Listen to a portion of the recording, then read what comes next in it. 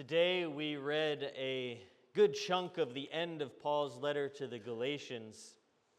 One line jumped out at me this week, and that's what I'd like to focus on this morning. Paul says, "So let us not grow weary in doing what is right, for we will reap at harvest time if we do not give up." Let us not grow weary in doing what is right. Another translation says, let's not get tired of doing good. I don't know about you, but I'm weary right now.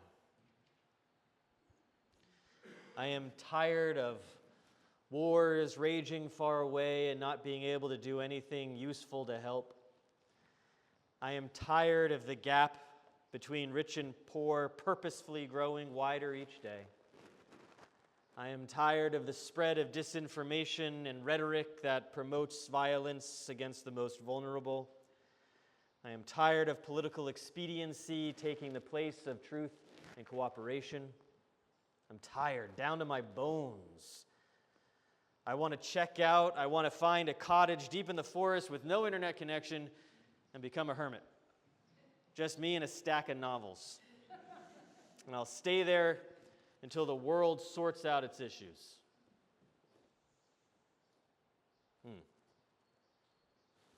The problem with this desire, well, many problems, but here are the two most pressing ones. First, the world has never sorted out its issues.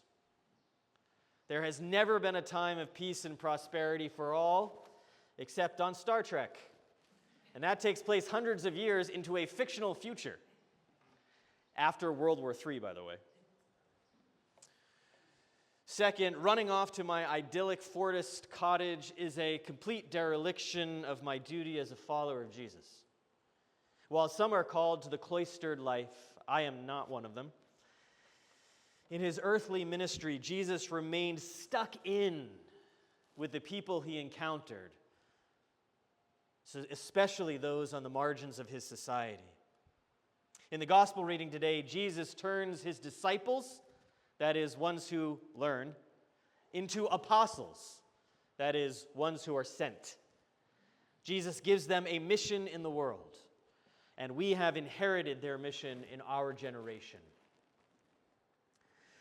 So if I can't run away to my Thomas Kinkade cottage, what do I do with my weariness?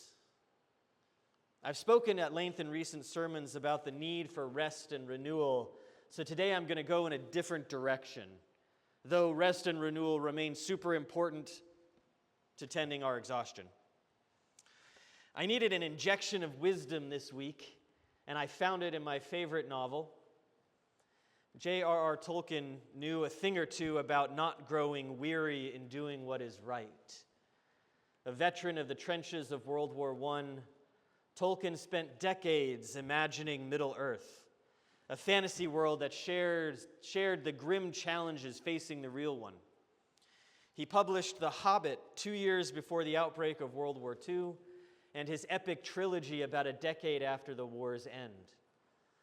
The Lord of the Rings is a tale about the indefatigable spirit of ordinary people coming together to stand against the forces of domination. Early in the first book of the Lord of the Rings, the wizard Gandalf and hobbit Frodo Baggins are discussing the history of the great ring of power that has found its way to Frodo.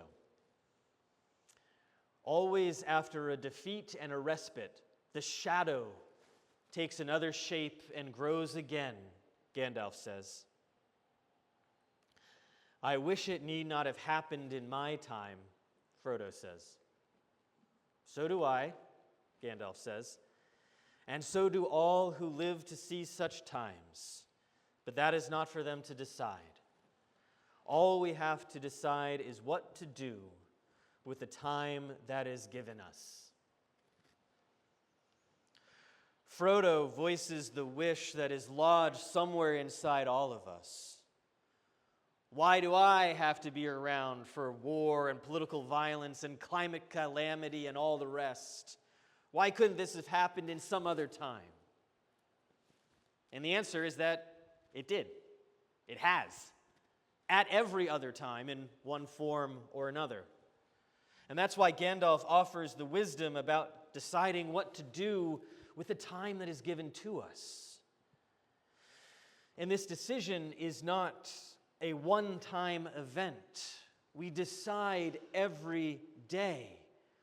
We decide with every choice we make. We decide with how we spend our money.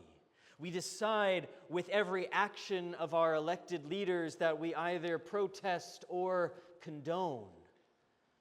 We decide, as the Confession of Sin puts it, by what we have done and by what we have left undone. It's a lot. We have a responsibility to ourselves, our communities, our planet, and future generations to make just, loving, and life-giving decisions each day, personally and collectively. And this can be so very tiring. But remember what St. Paul urges us today. Let us not grow weary in doing what is right. The word translated here as right can also mean good or honorable or even beautiful. Beautiful. God calls us to strive for what is good and beautiful, not because these things will help us get ahead, but because these things will help us lead authentic, faithful lives. A life of honor and beauty and goodness is its own reward. And such a life also ripples out to touch the lives of everyone we meet. This is the mission God invites us to take part in. And we don't accept this mission alone.